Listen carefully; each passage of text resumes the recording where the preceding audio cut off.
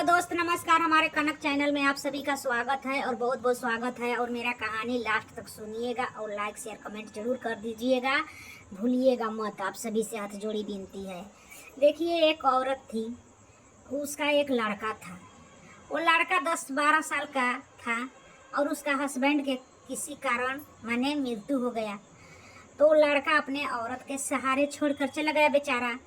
वो औरत बेचारी गरीब थी, अपने हस्बैंड को काम क्रिया कसहु की माने गहना वहना जौन कान में के था बेच उच के आया। और जौन था वो खाने पीने में कुछ दिन लगे। अब लड़का का पोसल पालन पढ़ाई लिखाई सब कैसे होगा, बहुत समस्या आ गया। फिर भी लड़की वो औरत अपन हिम्मत नहीं हारी। किसी घरे घर बर्तन कर कर बनिहारी कर कर किसी के खेत में रोप कर माने वो लड़का के पढ़ा लिखा कर कुछ लायक बना दी। लड़का कुछ लायक हो गया तो उसका शादी भी कर दी।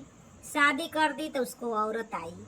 औरत आई तो बहुत माने अपने खाली हस्बैंड के और अपने के खाना वाना बना लेती, सास को नहीं पूछती। तो लड़का पूछता कि माँ को पूछी हो खाना के, तो हाँ पूछी हैं। और जब लड़का बाहर चल जाते कमाने के लिए तो उसको इतना दुख देती सास के।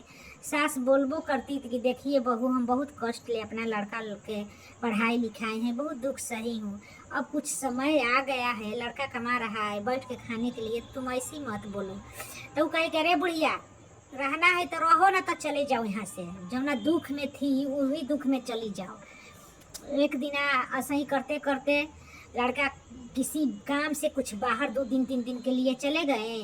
आ ई बिया तवन अपना और जन पतोह थी वो अपने सास के मार पीट के माने मुआ कर अपना जाने फेंक दी।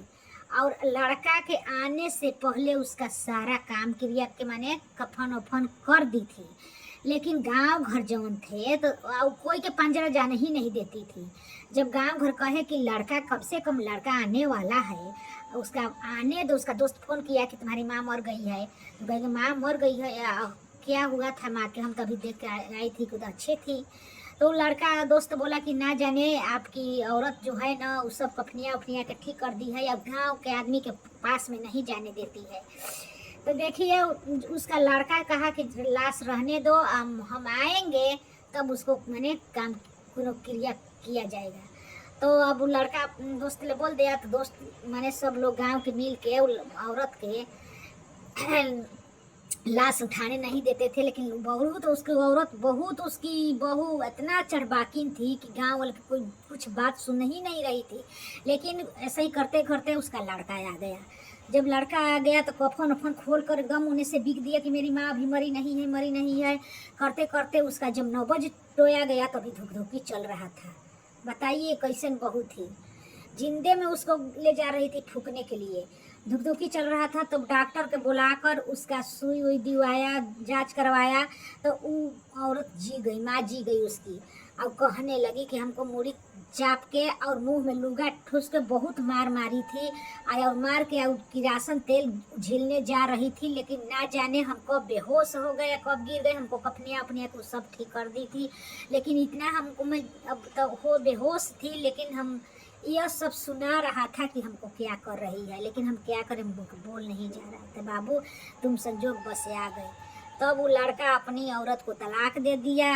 कहा कि अब हम ऐसे औरत के नहीं रखेंगे, अपने माँ के हम साथ रहेंगे। माँ में हमारे चारों धाम है। माँ को लेकर अपने कहीं चले गए। तो फिर उसकी माँ दूसर शादी की। देखिए, जिसका भगवान जिसका और दुआएं रहते हैं उसको बाल बाका कोई नहीं कर सकते हैं।